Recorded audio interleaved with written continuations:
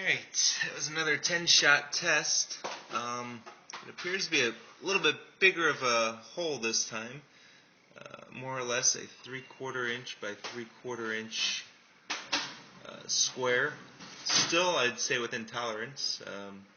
Again, the bold is a 2-inch square grouping and 10 shots. That's all I got.